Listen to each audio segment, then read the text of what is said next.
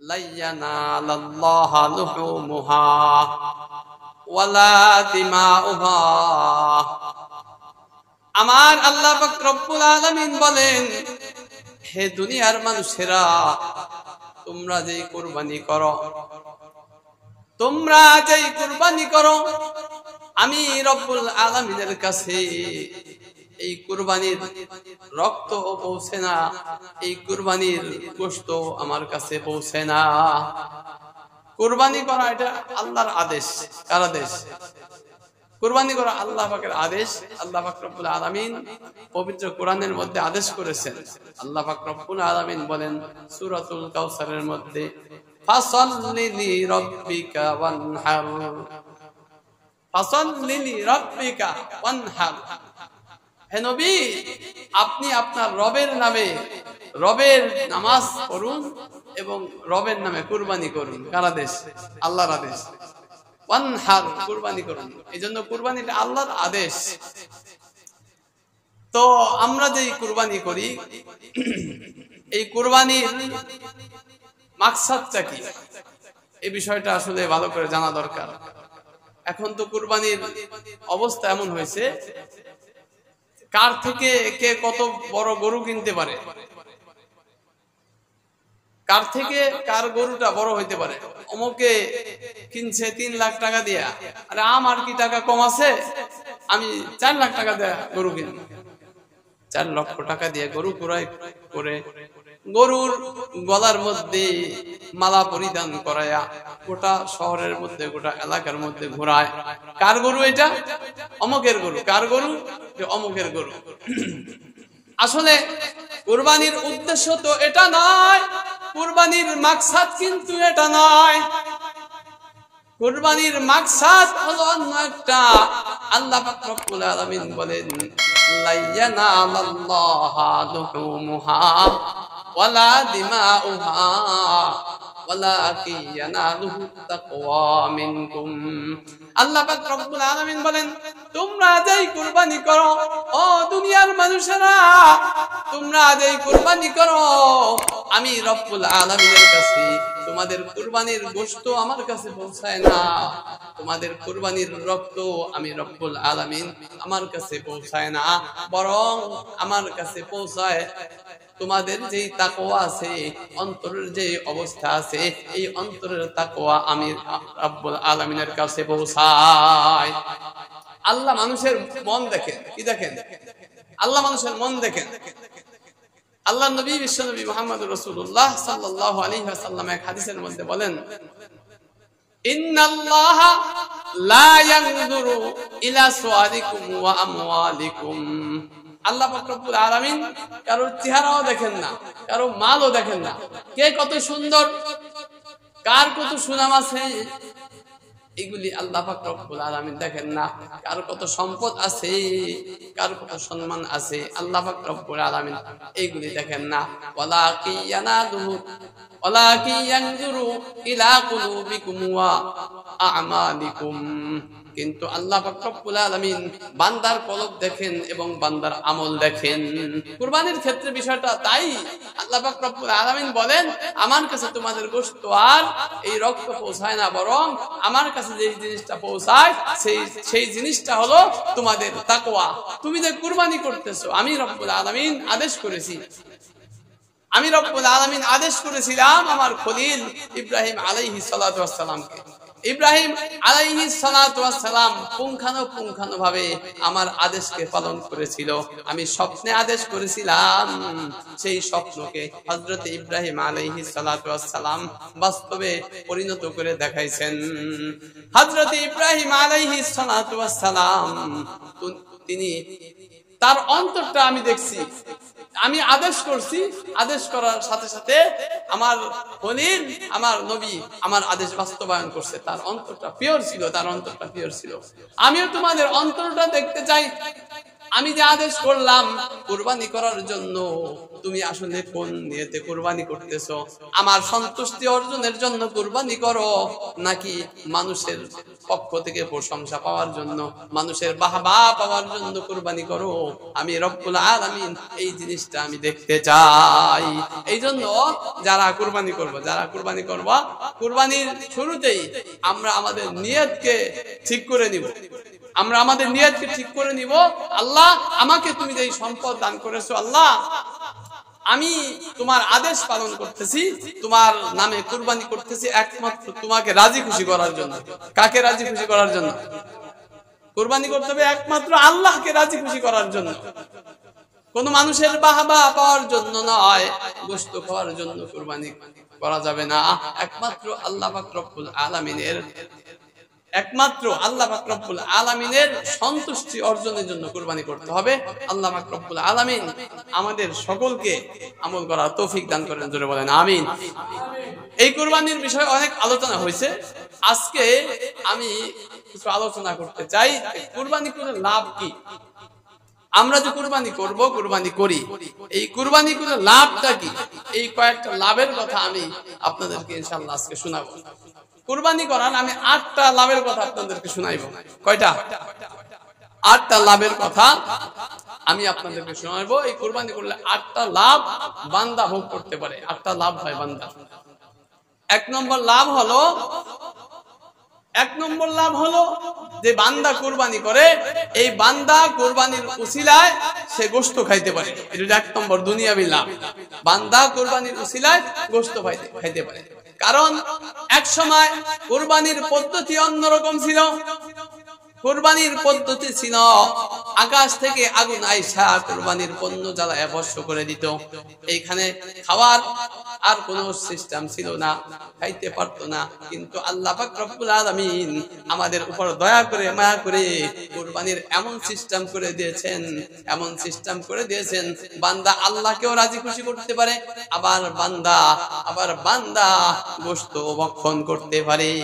এটা একটা লাভ না? কথা বলেন, এটা লাভ না?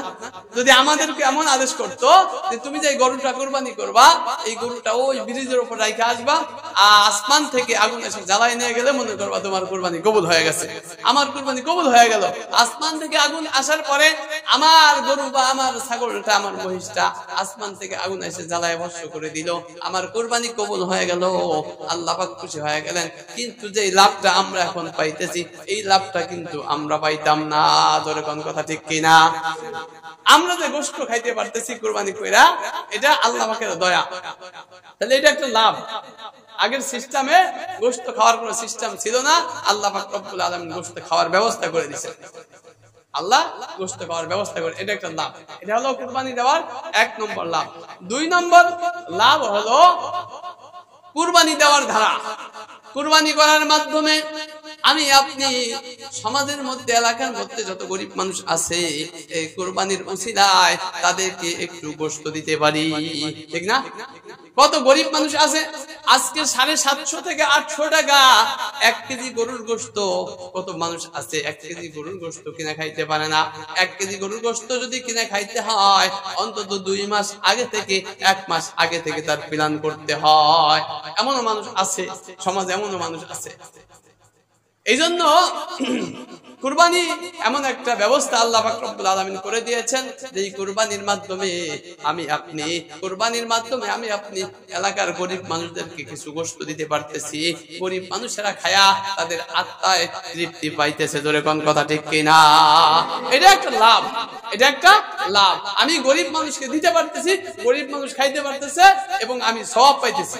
আপনি যে গরিব মানুষকে দিলেন, সওয়াব পাবেন না? অবশ্যই সওয়াব পাবেন। তাহলে এটা দুনিয়ার আরেকটা লাভ। এটা 2 নম্বর লাভ। এই কুরবানির মাধ্যমে আমি আমার এলাকার গরিব মানুষদেরকে দিতে পারতেছি এবং আমি সওয়াব পাইতেছি। এটা হলো কুরবানির 2 নম্বর লাভ। কুরবানির 3 নম্বর লাভ হলো এই কুরবানির মাধ্যমে আমার যত আত্মীয় স্বজন আছে তাদেরকে আমি কিছু গোশত পাঠাইতে পারতেছি, ঠিক না? কুরবানি দিছি, আমার আত্মীয় স্বজন যারা আছে তাদেরকে আমি কুরবানি গোশত পাঠাইতে পারতেছি, দিতে পারতেছি। এই দেওয়ার ধারা, আত্মীয়তার একটা বন্ধন যে অটুট থাকলো, একটা মহব্বত, ভালোবাসা বৃদ্ধি পাইলো। সওয়াব তো আছেই, আমি সওয়াব পাইলাম, আত্মীয়দের সাথে সম্পর্ক সুসম্পর্ক স্থাপন হইল, এবং এই কুরবানির মাধ্যমে আল্লাহ পাক রব্বুল আলামিন সম্মানের ব্যবস্থা করে দিলেন। কথা কোন ঠিক কিনা? এটা 3 নম্বর লাভ। এই কুরবানির মাধ্যমে আত্মীয়র সাথে সম্পর্কটা বজায় রাখা সহজ হইল এবং সওয়াব পাওয়া গেল এবং আত্মীয়র কাছে সম্মান বৃদ্ধি হইল কুরবানি।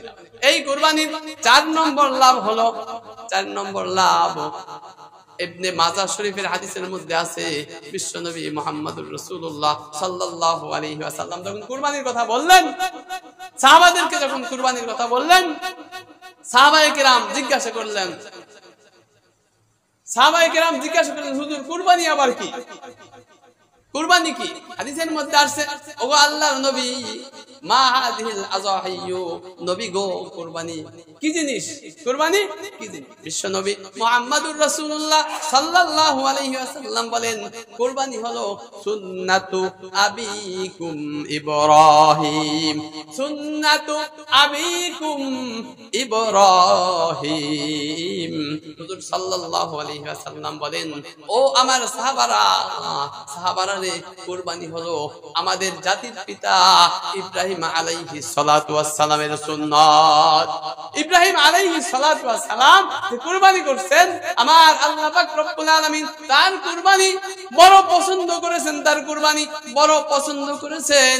বড় পছন্দ করার কারণে আল্লাহ পাক রব্বুল আলামিন উম্মতে মুহাম্মাদীকে কিয়ামত পর্যন্ত এই সিস্টেমটা আল্লাহ চালু করে দিয়েছেন। জোরে কোন সুবহানাল্লাহ। এটা হলো আমাদের নবী ইব্রাহিম আলাইহিস সালাতু ওয়াস সালামের সুন্নাত। এবার সাহাবায়ে কেরাম প্রশ্ন করেন, ইয়া রাসূলুল্লাহ, ইয়া হাবিবাল্লাহ, তাহলে কুরবানি করলে লাভটা কি? কি লাভ? আমরা যে কুরবানি করব, লাভ কি? আমার নবী, আপনার নবী বলেন, ও আমার সাহাবারা, কুরবানি করার বিশাল বড় ফজিলত আছে, বিশাল বড় লাভ আছে। সেই লাভটা হলো বিকুল্লি শারাতিম মিনাল হাসানা, বিকুল্লি শারাতিম মিনাল হাসানা। হুজুর সাল্লাল্লাহু আলাইহি ওয়াসাল্লাম বলেন, সাহাবারা রে, তোমরা যে কুরবানি করবা, এই কুরবানি করার দ্বারা কুরবানির পশুর শরীরে যত পশম আছে, এত পশম পরিমাণ আল্লাহ পাক রব্বুল আলামিন নেকি দিয়া তোমার আমল নামাটা ভরপুর করে দিবেন। জোরে কোন সুবহানাল্লাহ। সাহাবায়ে কেরাম মনে করছেন যে হুজুর পশমের কথা বলছে, ছোটখাটো যন্ত্র হবে, ছাগলের বাচ্চা বা ভেড়ার বাচ্চা, ছোটখাটো পশুর কথা হবে, কত পশম, এত সব দিবেন। সাহাবায়ে কেরাম জিজ্ঞাসা করেন, ইয়া রাসূলুল্লাহ, ইয়া হাবিবাল্লাহ, তাহলে এই যে পশুর শরীরে যত পশম আছে, এত কি নেকি আল্লাহ দান করবেন? একটা ভেড়ার শরীরে কত পশম, এত নেকি দান করবেন? বিশ্বনবী মুহাম্মদুর রাসূলুল্লাহ সাল্লাল্লাহু আলাইহি ওয়াসাল্লাম বলেন, হ্যাঁ অবশ্যই। সাহাবায়ে কেরাম, ফাসুফু ইয়া রাসূলুল্লাহ, আল্লাহ এই যে ভেড়ার শরীরে কত পশম আছে, আল্লাহর নবী গো, ভেড়ার শরীরে যত পশম আছে এত সব দান করবেন? বিশ্বনবী মুহাম্মদুর রাসূলুল্লাহ সাল্লাল্লাহু আলাইহি ওয়াসাল্লাম বলেন, ও আমার সাহাবীরা রে, মনে রাখবা, ভেড়ার শরীরে যত পশম আছে, আমার আল্লাহ পাক রব্বুল আলামিন কুরবানির বিনিময়ে আল্লাহ এত নেকি দেয়া তোমার আমল নামা ভরপুর করে দিবেন। এটা হলো 4 নম্বর লাভ। 4 নম্বর লাভ হলো নেকি দ্বারা আমল নামা ভরপুর করে দিবেন। এরপরে 5 নম্বর লাভ, কুরবানির 5 নম্বর লাভ হলো, হুজুর সাল্লাল্লাহু আলাইহি ওয়াসাল্লাম তার আদরের কন্যা, আমাদের নবী বিশ্বনবী মুহাম্মদুর রাসূলুল্লাহ সাল্লাল্লাহু আলাইহি ওয়াসাল্লাম তার আদরের কন্যা ফাতেমা রাদিয়াল্লাহু তাআলা আনহাকে বলেন, ও মা ফাতেমা, মাগো, তুমি যে কুরবানি দিতেছো, কুরবানি যখন জবাই দিবে, তুমি এই পশুর সামনে যায় দাঁড়াইবা, তোমার সামনে জবাই হবে, তুমি পশুর সামনে দাঁড়াইবা। কেন জানো? কেন দাঁড়াইবা জানো? হুজুর সাল্লাল্লাহু আলাইহি ওয়াসাল্লাম বলেন, ও মা ফাতেমা, তুমি এই জন্য দাঁড়াইবা, তুমি স্বচক্ষে পশু জবাই করে দেখবা। এই জন্য দেখবা, যখন পশু জবাই করবে, পশুর গলার মধ্যে যখন ছুরি চালাবে, ওই পশুর গলা থেকে প্রথম ফোঁটা রক্ত জমিনে পড়ার আগেই আল্লাহ পাক রব্বুল আলামিন তোমার কুরবানি কবুল করে নেবেন। জোরে কোন সুবহানাল্লাহ। প্রথম ফোঁটা রক্ত মাটিতে পড়ার আগেই আমার আল্লাহ পাক রব্বুল আলামিন কুরবানি কবুল করে নেবেন, তোমার গুনাহগুলি মাফ করে দিবেন। মা গো, এই জন্য তুমি কুরবানির সামনে এসে দাঁড়াইবা। এই হাদিস থেকে পাইলাম বিশ্বনবী মুহাম্মদুর রাসূলুল্লাহ সাল্লাল্লাহু আলাইহি ওয়াসাল্লাম বলছেন, কুরবানির রক্তের ফোঁটা মাটিতে পড়ার আগেই আল্লাহ পাক রব্বুল আলামিন কুরবানি কবুল করে নেবেন। আমরা যে কুরবানি করি, আমরাও পশুর সামনে থাকার চেষ্টা করব। এই জন্য এই নিয়তে যে আমি দেখব এই পশুর প্রথম ফোঁটা মাটিতে পড়ার আগেই আল্লাহ আমাকে মাফ করে দিবেন। সুবহানাল্লাহ। এটা একটা ফজিলত, এটা একটা ফায়দা, কুরবানির উপকার, এটা একটা উপকার। এটা কয় নম্বর গেল? এটা হলো 5 নম্বর উপকার। কুরবানির পশুর সামনে থাকা, কুরবানির প্রথম ফোঁটা রক্ত মাটিতে পড়ার আগেই আমার আল্লাহ পাক রব্বুল আলামিন আমার আপনার জীবনের সকল গুনাহ মাফ করবেন এবং কুরবানিকে কবুল করে নেবেন। এরপরে 6 নম্বর গুরুত্বপূর্ণ একটা লাভ হলো, আমরা যে কুরবানি করি কাল কিয়ামতের ময়দানে, বন্ধুরা আমার, ভাইরা আমার, কাল কিয়ামতের ময়দানে প্রত্যেকটা মানুষের পুলসিরাত পার হওয়া লাগবে না? প্রত্যেকটা মানুষের পুলসিরাত পার হওয়া লাগবে। কত মানুষ আছে পুলসিরাত পার হইতে যায় কাটা পড়ে যাবে, পুলসিরাতের নিচে জাহান্নাম থাকবে, জাহান্নামের মধ্যে এই পুলসিরাতে কাটা পড়ে জাহান্নামের নিচে পড়ে যাইবে। সেদিনের দিনটা বড়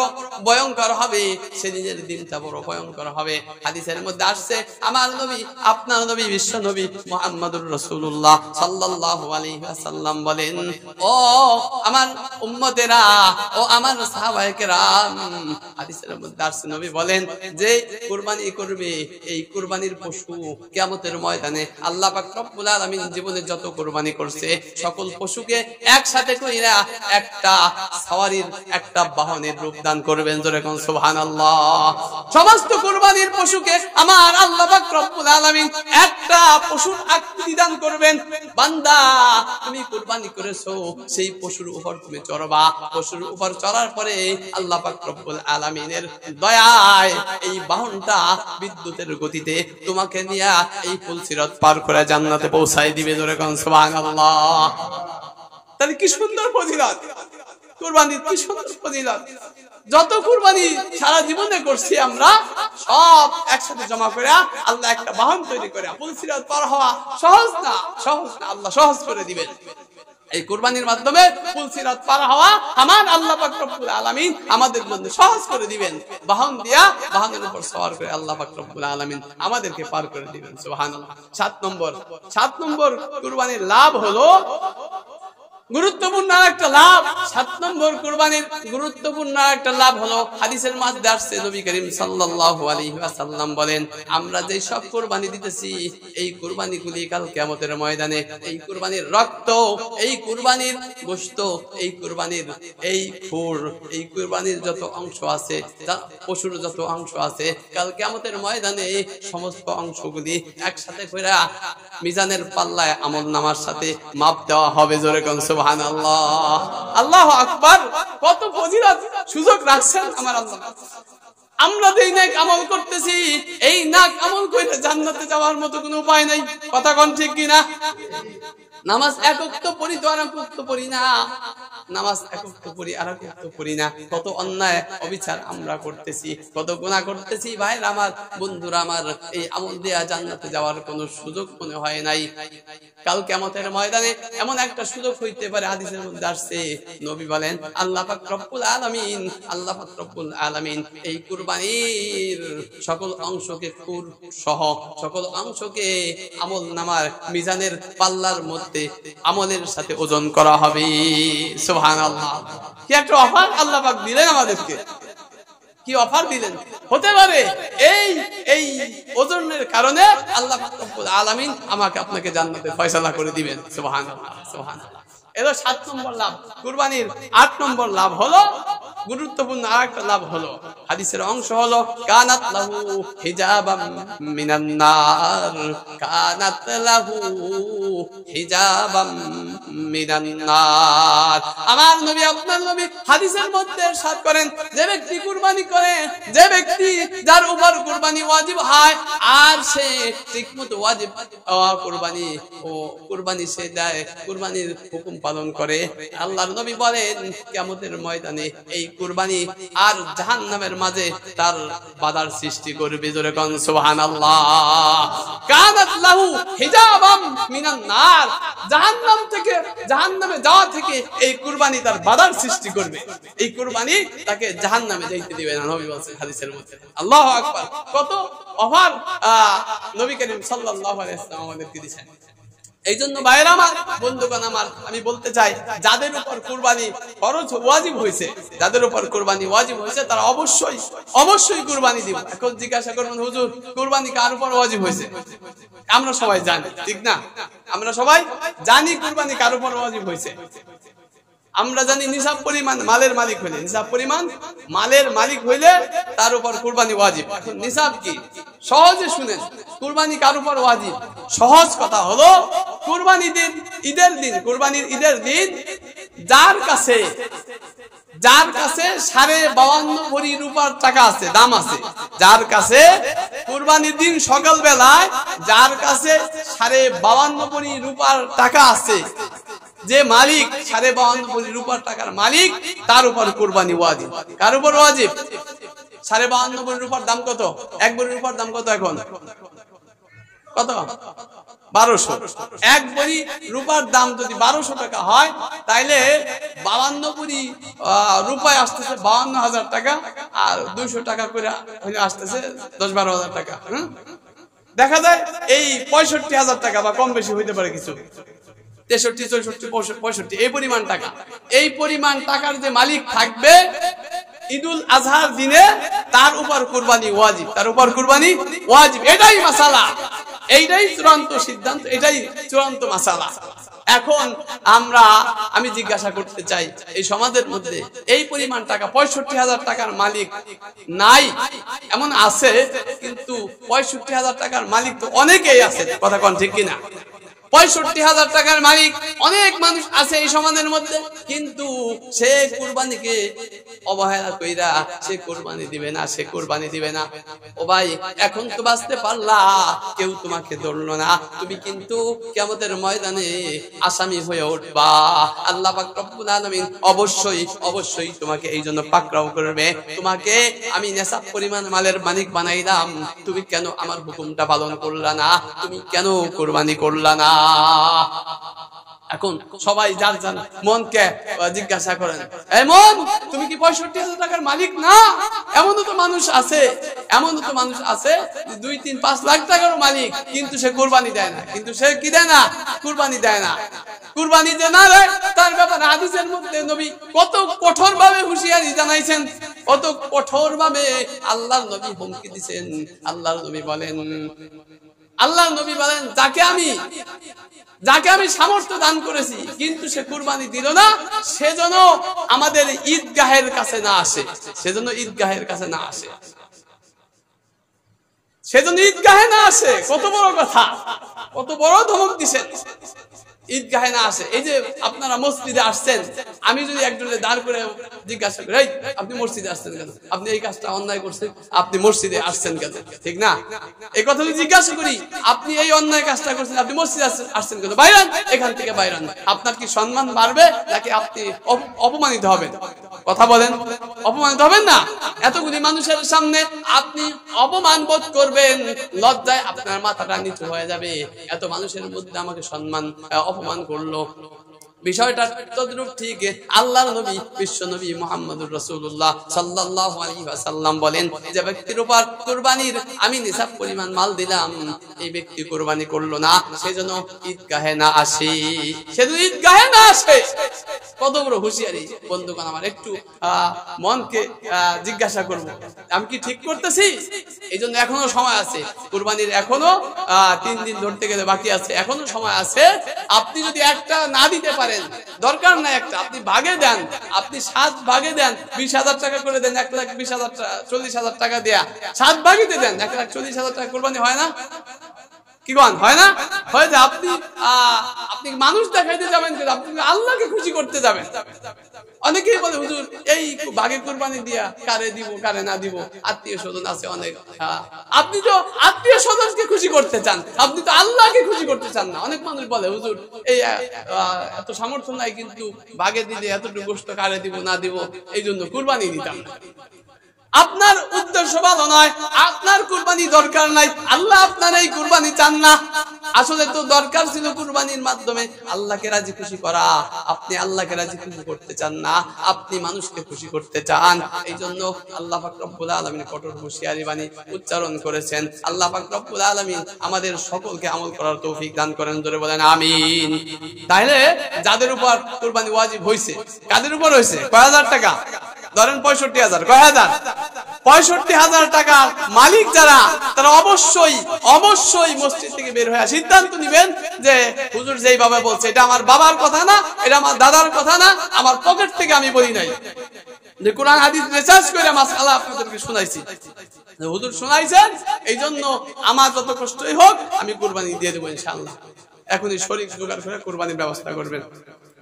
আর একটা জরুরি মাসআলা হলো, আমি গত জুমায় বলেছি আপনাদেরকে, জিলহজ মাসের প্রথম 10 দিন এমনিতেই ফজিলতের। জিলহজ মাসের প্রথম 10 দিন অনেক ফজিলতের। হাদিসের মধ্যে আসছে, নবী বলেন যে ব্যক্তি জিলহজের এই প্রথম 10 দিন রোজা রাখবে, আল্লাহ পাক রব্বুল আলামিন প্রত্যেকটা রোজার বিনিময়ে আল্লাহ পাক রব্বুল আলামিন 1 বছরের সওয়াব দান করবেন। জোরে কোন সুবহানাল্লাহ। রোজা রাখলেন একটা, রোজা রাখলো একটা, আল্লাহ পাক রব্বুল আলামিন সওয়াব দান করলেন 1 বছরের। 1 বছর রোজা রাখা কি সম্ভব? বলেন। 1 মাস রোজা ফরজ করা হয়েছে আমাদের উপর, 1 মাস রোজা ফরজ করা হয়েছে। এই 1 মাসের যন্ত্রণায় তো আমরা বাঁচি না। কত মানুষ আছে দোকানের মধ্যে 4 দোকানের ছালা টাঙ্গাইয়া, চট টাঙ্গাইয়া তারপরে খাই, আর খালি আল্লাহ আল্লাহ করি, আল্লাহ কবে রোজার মাস শেষ হবে, কবে রোজার মাস শেষ হবে, ঠিক না? আর 1 বছর রোজা কি বাড়ির কাছে কথা? নবী বলছেন একদিন যে রোজা রাখবে আরাফার দিনে, জিলহজ মাসের প্রথম 10 দিনের একদিনে, প্রত্যেকটা দিনের বিনিময়ে আল্লাহ পাক রব্বুল আলামিন 1 বছর রোজা রাখার সওয়াব দান করবেন। আমি 1 মাস রোজা রাখছি, আমার রোজা কবুল হয়েছে না হয়েছে কোনো গ্যারান্টি নেই, আল্লাহ পাক রব্বুল আলামিন ভালো জানেন। কিন্তু আমি যে একদিন রোজা রাখলাম, আল্লাহর নবী যে ওয়াদা করছেন 1 বছরের সওয়াব দিবেন, এই সওয়াবের মধ্যে কোনো মিস নাই, এই সওয়াবের মধ্যে কোনো মিস নাই, কারণ নবী বলছেন, নবীর কথা, নবীর কথা মিস নাই। এই জন্য যারা পারি, যাদের সামর্থ্য আছে, আমরা রোজা রাখার চেষ্টা করব। আর বিশেষ করে নবী বলেছেন আরাফার দিনে যে ব্যক্তি রোজা রাখবে, যে ব্যক্তি আরাফার দিনে রোজা রাখবে, নবী বলেন এই একটা রোজার, আরাফার দিনের একটা রোজার বিনিময়ে আল্লাহ পাক রব্বুল আলামিন তার পিছনের এবং সামনের 1 বছর 2 বছরের গুনাহ মাফ করবেন। জোরে বলেন সুবহানাল্লাহ। আরাফার দিন কবে? আগামীকাল। আগামীকাল হলো আরাফার দিন, আগামীকাল শনিবার, এটা হলো আরাফার দিন, হজের দিন। তাহলে আগামীকাল রোজা রাখতে হইলে আজকে সেহরি খাইতে হবে, আজকে রাতে সেহরি খাইলে আগামীকালকে আরাফার রোজা হবে। এই একটা রোজার বিনিময়ে আল্লাহ পাক রব্বুল আলামিন পিছনের 1 বছরের এবং সামনের 1 বছর, মোট 2 বছরের গুনাহ আল্লাহ পাক রব্বুল আলামিন মাফ করে দিবেন। এইজন্য আমরা, আমাদের যদি সুযোগ থাকে, নফল রোজা তো আমল করার চেষ্টা করব, নফল রোজা রাখার চেষ্টা করব। আর আরেকটা বিষয় হলো তাকবীরে তাশরিক, আইয়ামে তাশরিক। রবিবার ফজর থেকে নিয়ে শুরু করে, রবিবার ফজর থেকে নিয়ে শুরু করে রবি, সোম, মঙ্গল, বুধ, বৃহস্পতিবার আসরের নামাজ পর্যন্ত, রবিবার ফজর নামাজ থেকে নিয়ে শুরু করে বৃহস্পতিবার আসরের নামাজ পর্যন্ত প্রত্যেক বালেগ পুরুষ এবং মহিলার উপর ফরজ নামাজের পরে একবার এই আইয়ামে এই তাশরিকটা বলা, আল্লাহু আকবার, আল্লাহু আকবার, লা ইলাহা ইল্লাল্লাহু, আল্লাহু আকবার, আল্লাহু আকবার, ওয়ালিল্লাহিল হামদ, এটা বলা ওয়াজিব প্রত্যেকটা বালেগ পুরুষ এবং মহিলার উপর।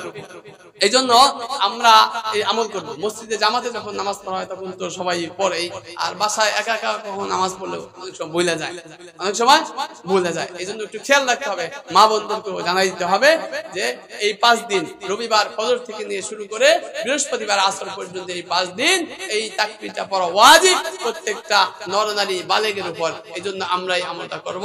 আল্লাহ পাক আমাদেরকে এই আমলটা করার তৌফিক দান করেন। আর আমরা যত আমল শুনলাম, আসলে ওয়াজের মাকসাদ হলো আমল করা। ওয়াজের মাকসাদ কি?